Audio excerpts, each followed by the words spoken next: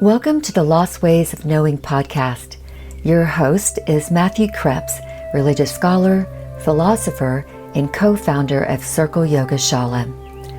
The Lost Ways of Knowing teaches a basic history of the Indian traditions that are central to modern yoga. If you're a yoga teacher or practitioner, you must listen for a clear, concise, and provocative engagement with how this history might apply to today's world.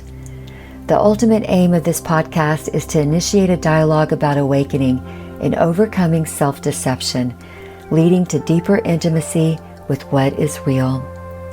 Matthew's coming to you from his home, Circle Yoga Shala, which is also a working farm and yoga teacher, yoga therapy training facility. Welcome, everyone. This is the next installment in our discussion about meaning, realness, and how yoga relates to the cultivation of these things. So in the last several episodes, we've really been building on this idea that we have an essential nature, and that nature is something like a basic joyfulness that moves in the world in a certain way to try to make sense of it. And we called this sense-making blessing. So a basic joyfulness that tries to make sense of the world in the spirit of blessing. And that means that we learn through direct contact and conformity with the world. And all the while that this happens, we are both bestowing the value of sacredness and we are receiving the value of sacredness at the same time. In another way, you could say that we are the liturgical animal that we worship as a means of learning. So our sense-making is actually a form of yoga. You've probably heard that the word yoga means union. We should nuance that a little bit and say yoga means harmonious union. It means the correct union between two things. And in this case, that would be us and the world or reality. And we know that this union is harmonious when it produces insight or realization. And in the language of the yoga tradition, we know it's harmonious when it ultimately produces liberation or enlightenment. Well, this episode is specifically about awakening or enlightenment. One of the things that has come up in our discussions before is that because we are the kind of creatures that we are, these liturgical embodied actors driven by love, that we have two primary modes of being or two primary categories of needs. So one category is the having category, and one is the being category. So the having category kind of speaks for itself, and this is the fact that we need to have a certain amount of material in order to be stable in life. We need to have food and water, and we need to have shelter so that we can be safe, and we need to have good quality relations and even a certain social status in those relations. But those aren't the only needs that we have. We also have what we call being needs. And being needs are not satisfied by having anything in particular. They're satisfied by becoming something. And this need to become helps us to drill down into the meaning of enlightenment or liberation and why that's really important. You could say that as creatures who have being needs, we are self-transcending. This is something that the yoga tradition takes for granted. We can rise above our foolishness. We can break free of our delusions, for instance. And so the yoga tradition understands that we're not only capable of experiencing these transcendent states or these transcendent experiences, it assumes that we need them and the kind of transformation that they offer in order to actually be fully human. And so yoga in this sense is the discipline of enlightenment. So we have to have a discussion about awakening or enlightenment. And immediately when this topic comes up, we're faced with a unique kind of problem.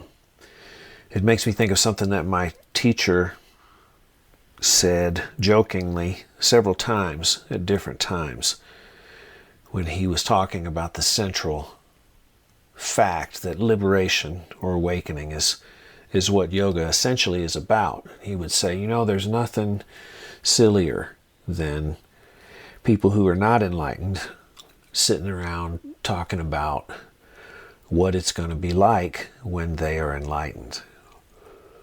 And since I'm not enlightened, I am in that basic paradoxical problem. So in this vein, here's something from another of my favorite teachers who is a commentator in this area of self-actualization and self-transcendence. Her name is Mariana Kaplan, and this is from her book Halfway Up the Mountain. Quote, "The main hazard in trying to define enlightenment is that we just add one more idea to the storehouse of concepts about what it in fact is.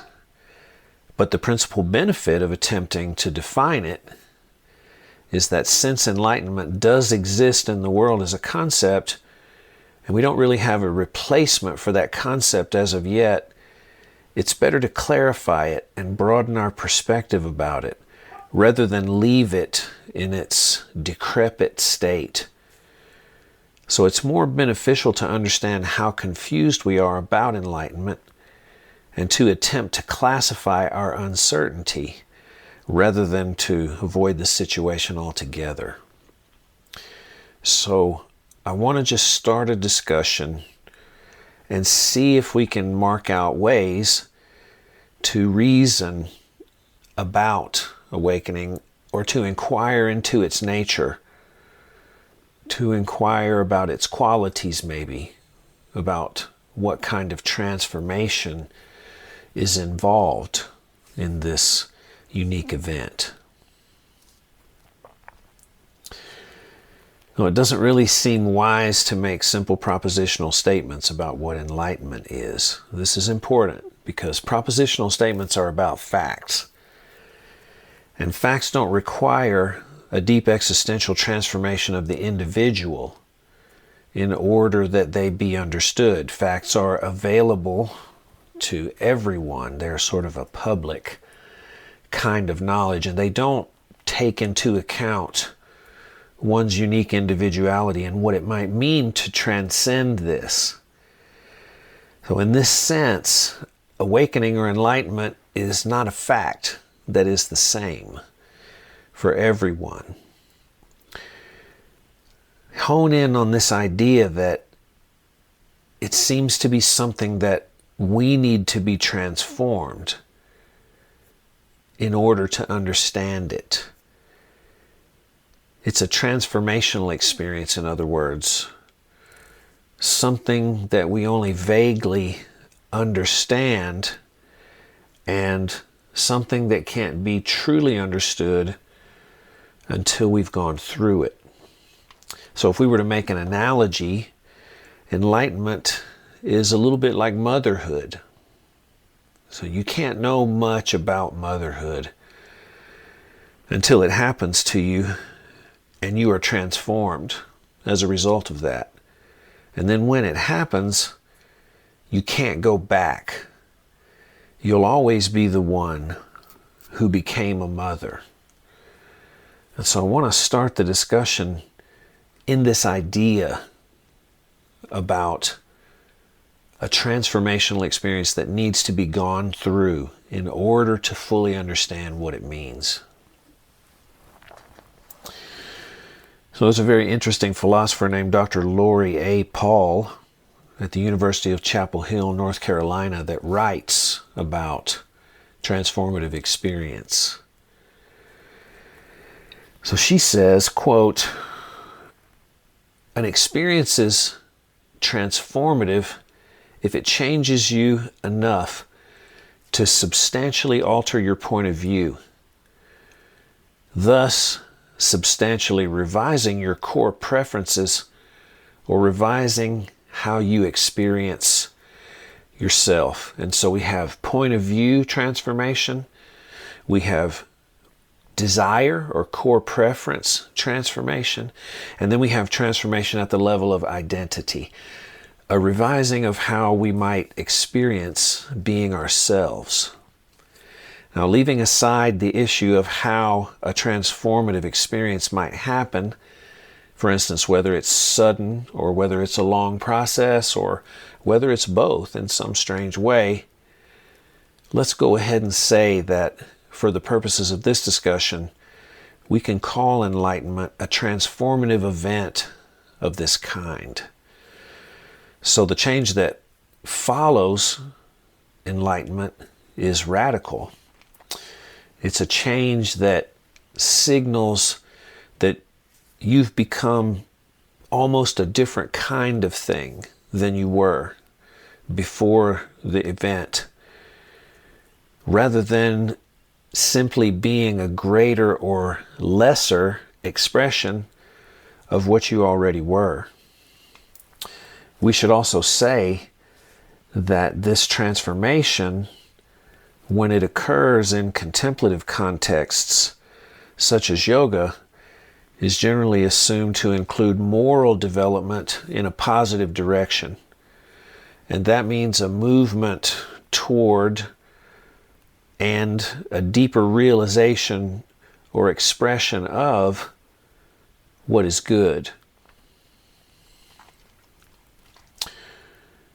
Now, let's drill down into the nature of the transformative experience by contrasting different kinds of change that are real in human life. So you could say that there are two big categories of transformation or change that happen in human life. One we could call quantitative, and one we could call qualitative. So in quantitative change, you can envision obtaining more of something or losing a certain quantity of something. You could think about acquiring new skills, like becoming better or worse at something you can already do.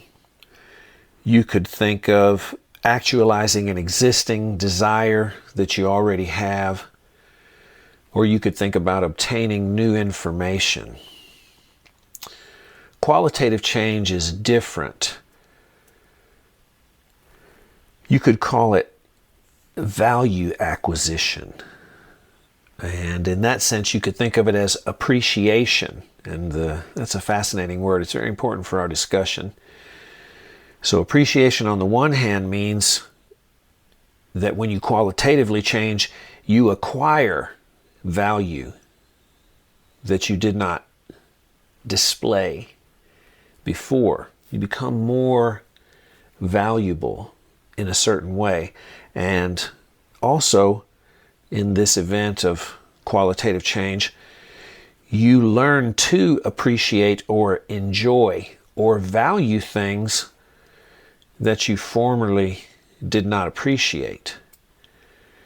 A simple example that I give to the students that we teach is being able to move from the state of hating something or being disgusted with something, profound dislike for something, to a state of actually loving that thing.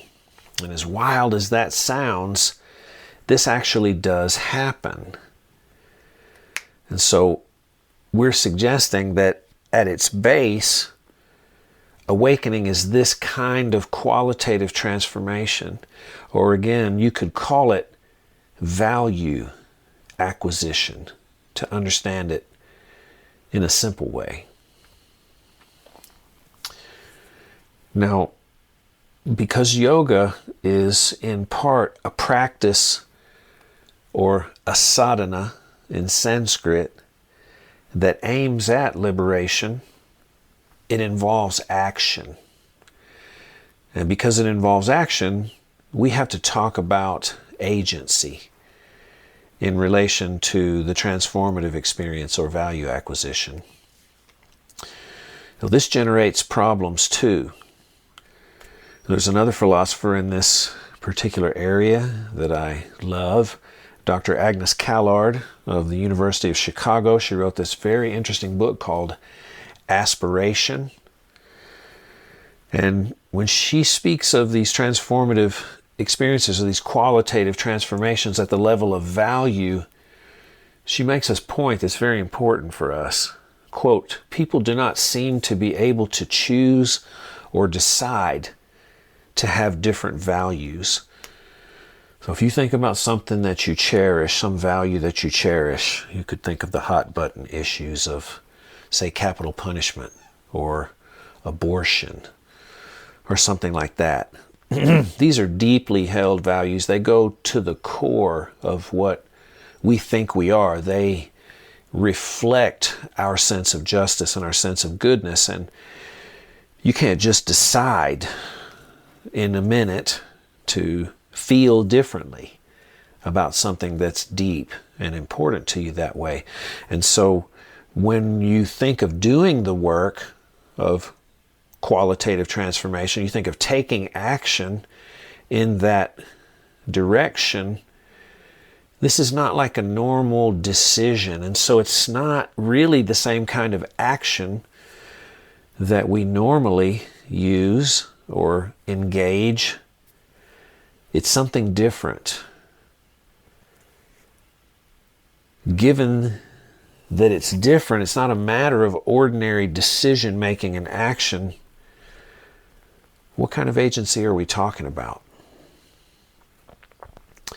So first of all, Dr. Callard says that behavior qualifies as agency if it exhibits the distinctive intelligibility of being a response to reasons.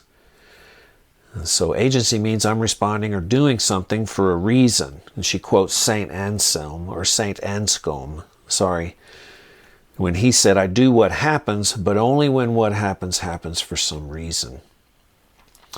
So my agency is rational and authentic agency if what I'm doing for a reason. The agency involved in the work of qualitative transformation is also rational because it does happen for a reason, but we have a special relation with these reasons that we need to flesh out. So our agency in that regard can't be characterized in a common way. Here's what Dr. Callard says.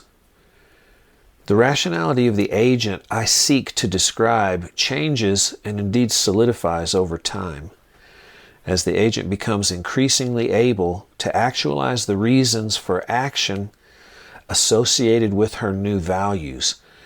And so this agency is an agency that we don't fully have command of when we are moving in the area of transformational experience. It's an agency that becomes more real over time as we begin to actualize the reasons that we're taking action for. She says, "The name I will give to this rational process by which we work to care about or love or value or desire something new is aspiration." Aspiration, as I understand it, is the distinct form of agency directed at the acquisition of values. And so when we do something like yoga, the that's about liberation or value acquisition or transformation at this deep level, we are acting rationally on our own behalf, even though we may not be certain about what the reasons that compel us mean. And even though we certainly don't know who will be or what values we'll be expressing until the transformation itself is complete.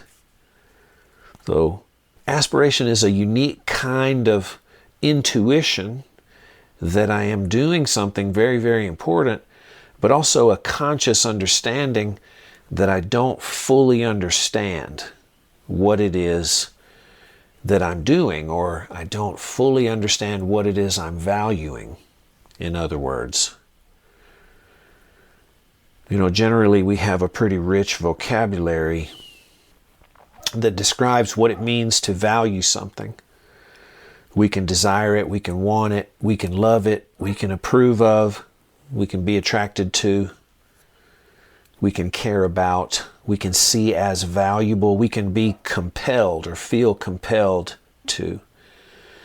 And so valuing happens at a whole bunch of levels in our being. Dr. Callard proposes that there are both shallow and deep levels of values in a human. So at the shallower level, our values are expressed as desires or urges, maybe just attractions, something like that. But at the deep level, these values, they run closer to the heart of who we are. In other words, they're attached to something like our identity. She says that these values are intense in the sense that they are correlated with identification.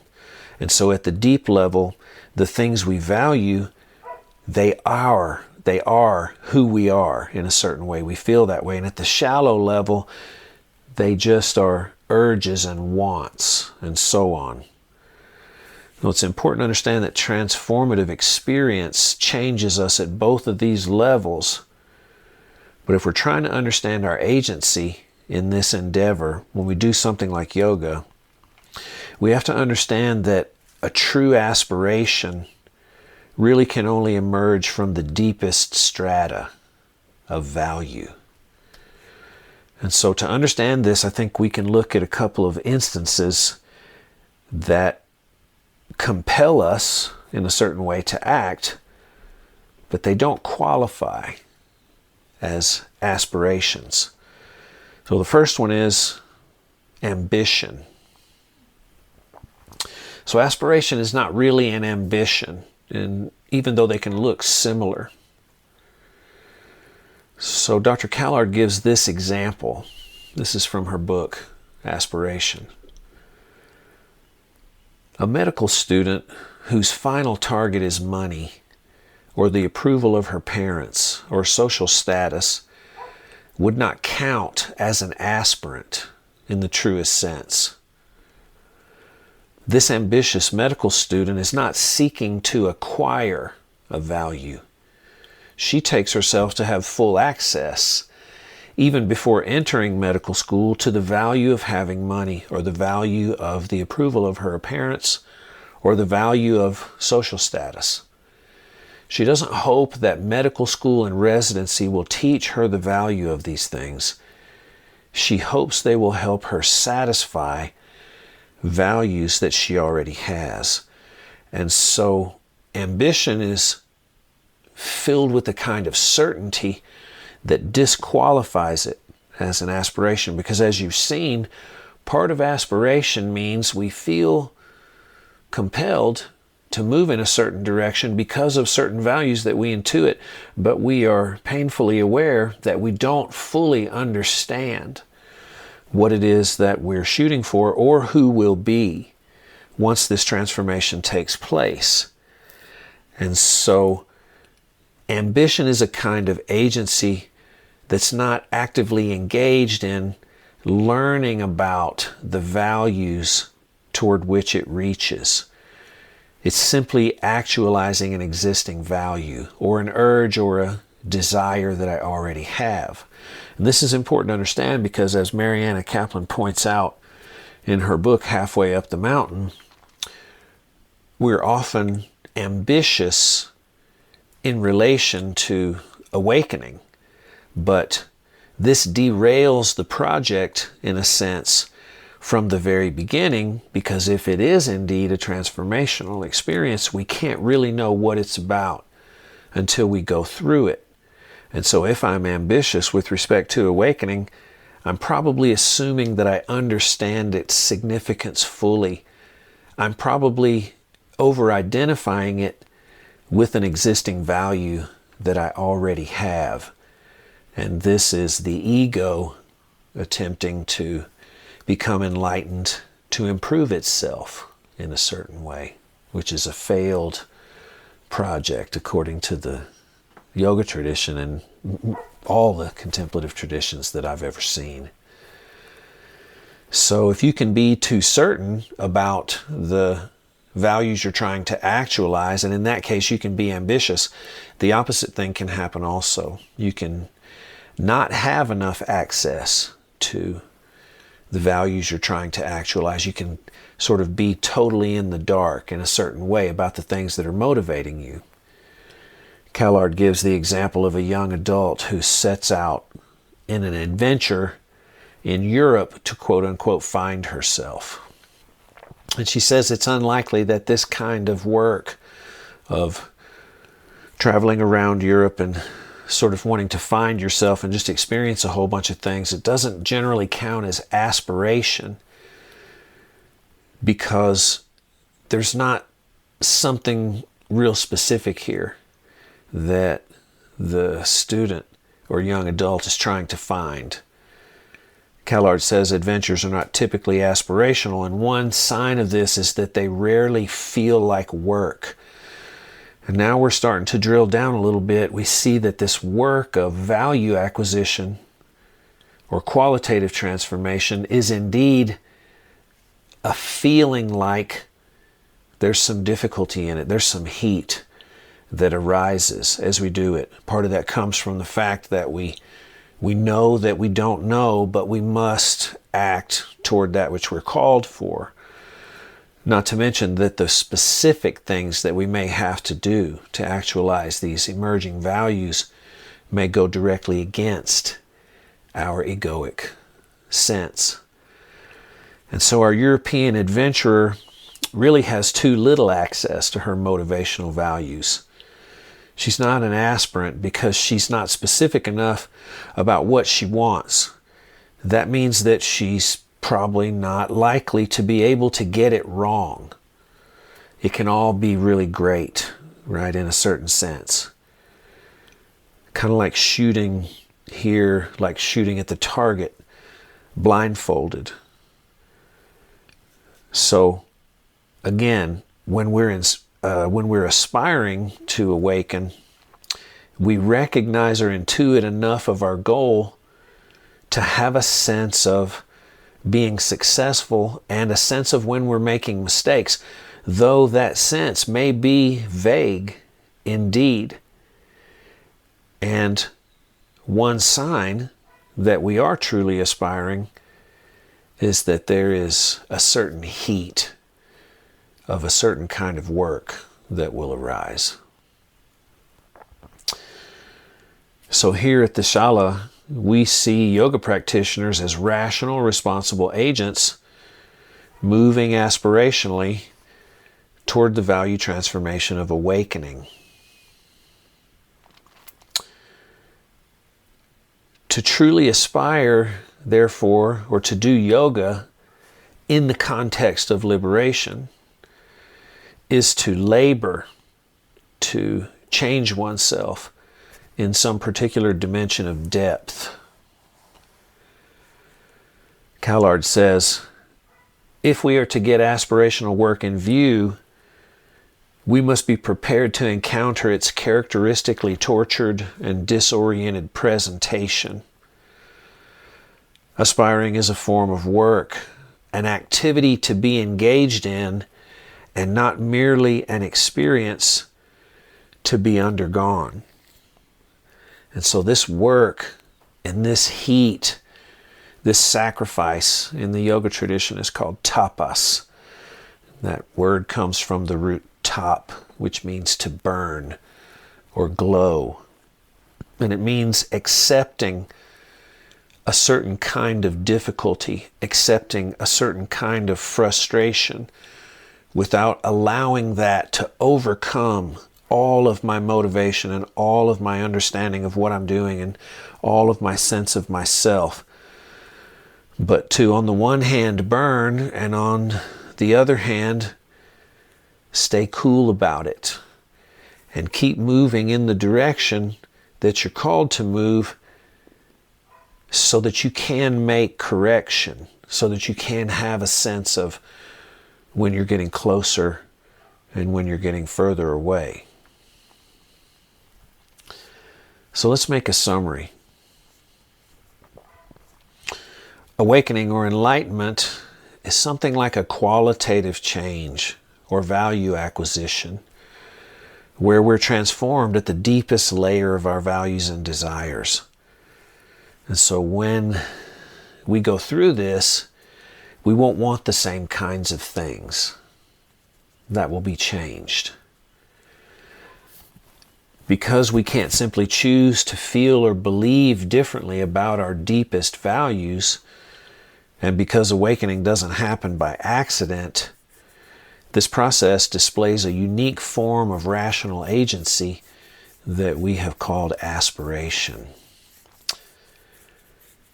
Although I can't fully grasp the significance of awakening at any given time when I'm involved in this project, I can provisionally recognize its value and I can aspire towards it. My actions only make sense in that regard if I am aspiring toward this particular value. True aspiration arises from the deepest strata of our values, and it requires active work, or tapas, or renunciation. And what's unique about it, in addition to this work quality, is that the actions that unfold as aspiration, they always have the character of attempts to learn and to realize as they unfold. Though the yoga tradition is almost universally in agreement that we're in need of transformational experiences in order to realize the true nature and purpose of our existence. And there are words given to these experiences. Samadhi, or absorption, is one of those. Samapati is another. And then the state of liberation is often called moksha, which means freedom. The Jivan Mukta is the soul that is free in this life. So when we practice yoga, what we're really doing is the work of fertilizing and growing our capacity for self-transcendence, such that our care or our love for what is real is realized in relationship and at all the levels of our being. So we want to thank you for listening. Thank you for participating with us. God bless you, and we'll see you next time. Thank you for listening to this episode of the Lost Ways of Knowing podcast. We hope it was informative and also inspiring for you. Please subscribe wherever you get your podcast and leave a review for us so other yoga teachers and practitioners can find us. For in-person opportunities to learn and grow in a community setting, visit circleyogashala.com.